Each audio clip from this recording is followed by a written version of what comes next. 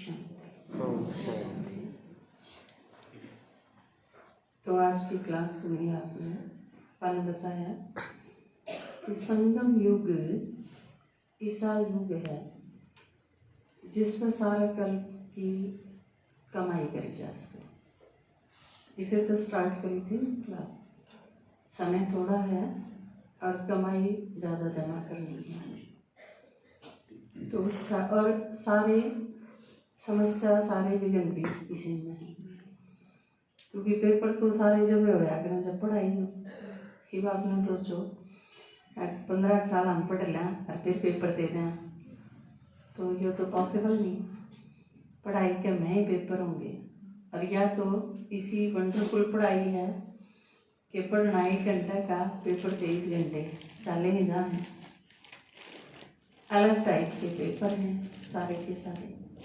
तो ये जो छोटा सा युग है, थोड़ा सा टाइम, छोटा सा युग भी के कमा, क्योंकि वैसे तो बाबा ने बताया कि 100 साल का संगम युग है, पर 100 साल का भी के सब खातर है।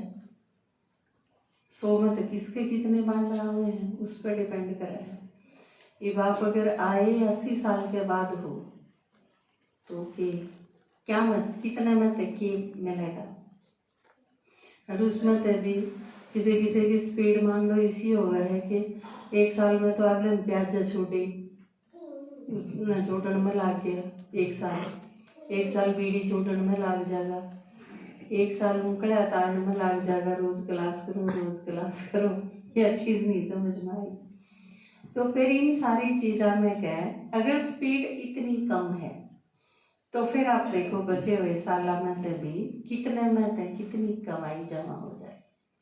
तो बड़ा मुश्किल काम है वैसे, क्योंकि अगर आपने 10 साल भी मिले हैं, मान लो 100 में थे आपने 10 साल संगम योग के आपके बांटे आए, आपने उन 10 साल में 84 जन्म खातर जमा करना है पूरे कल्प का। पहले जन्म से लेके आखिरी जन्म तक इनका आपका सारा हिसाब किताब इसे टाइम में बोलेगा। आप अगर यूँ सोचो कि 21 जन्मा खातर जमा करना है, नहीं, 84 के 84 जन्मा का आधार संगम युग है। तो आपने जो 10 साल मिले, उन 10 साल में अगर रोज एक बार मुरली सुननी है, रोज सुननी है। बाबा साकार मुरलिया में तकरीबन हर दिन आपने यह चीज़ जरूर पढ़ने मिल जाती होगी कि एक दिन भी मुरली मिस नहीं करनी, लगभग रोज बाबा इस चीज़ में दोहराना है। तो अगर 5 साल रेगुलर होने में लाग गए तो अगले 5 साल में मुरली समझने में लग जाएगा, क्योंकि मुरली सुनते हैं भी आधे सोए हैं। अब मुरली सुनने का भी तरीका है, आपकी 1 घंटे की क्लास है, मैं रोज क्लास कराऊँ देखूँ। कोई तो इसे हैं कि 4 बजे की क्लास है तो 4:20 पे आऊँगे, कोई 4:30 भी पहुँचने वाले हैं। और एक आधा महानुभावी सा भी है, मीठे से खिलते बच्चा तो वो भी सुने हैं मुरली, तो सुने हैं ना, तो मुरली सुने हैं, लेकिन पापा ने बताया ना अकेला देखे हैं है भगवान की बेइज्जती करने का ठेका ठहरा है। क्योंकि कहने में तो यो आओगा कि आप ज्ञानी हो, बीके हो, बाबा के बच्चे हो, और सारे तो आपने इसी रूप में देखे हैं, लेकिन हम उस रूप में कितने खां, क्योंकि बीके बनना मतलब बाबा की प्रत्यक्षता। आप प्रतिनिधित्व करो वो सारे ब्राह्मण परिवार का, आप अकेले नहीं हो किते भी। आप अगर यूँ सोचो मैं तो अकेली चल रही हूँ, नहीं, आपके आसपास वाले कितने सारे आपने देखे हैं। वह और बाली में कौन चल रहा है, किसा चल रहा है, इस चीज का मतलब कोई तिरंगा वाला ने, तिरंगे वाले तो उन्हें न देखेंगे जो उड़े हैं उनके पास। आपके नियर एंड डियर खातर आप अकेले पूरी ब्रह्मा कुमारी संस्था ने प्रतिनिधित्व कर रही, आपके मैं देखेंगे भी, आप तो ही अंदाजा लाएंगे, आप तो ही कंक्लूजन काटेंगे, और आप तो ही वह कमेंट दे देंगे। ब्रह्मा कुमारी जाए तो इसे होया करें, वो उन्हें एक आप ही देखे हो। तो आप अगर दी बेस्ट पार्ट बजाओ तो तो आप नु सोच लो पूरी संस्था ने आपकी वजह से बहुत अच्छा टाइटल मिल जाएगा, उनके माइंड में ये चीज होगी। तो जहाँ ते बाबा नु को है हमेशा कि हम स्टेज पर हो, आप नीचे नहीं हो कभी भी। आपने सोचो मैं तो अपनी रसोई में बैठी हूँ, उस टाइम भी स्टेज पर हो।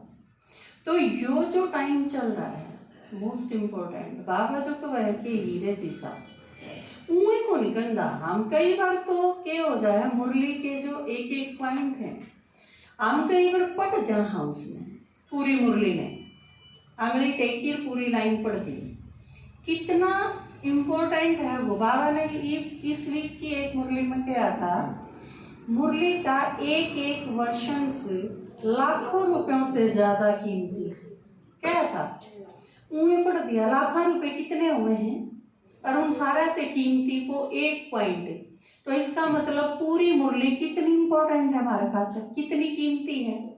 और जो आधी मुरली पाछे पहुंचे हैं तो इसका मतलब वह क्या करेंगे, जो क्लास में लेट आवे है वो सारी संस्था ने डिफेम करे, रिस्पॉन्सिबल हाँ उस चीज के, क्योंकि एक ने भी अगर गड़बड़ करी तो उस खातर सारी संस्था बदनाम होगी।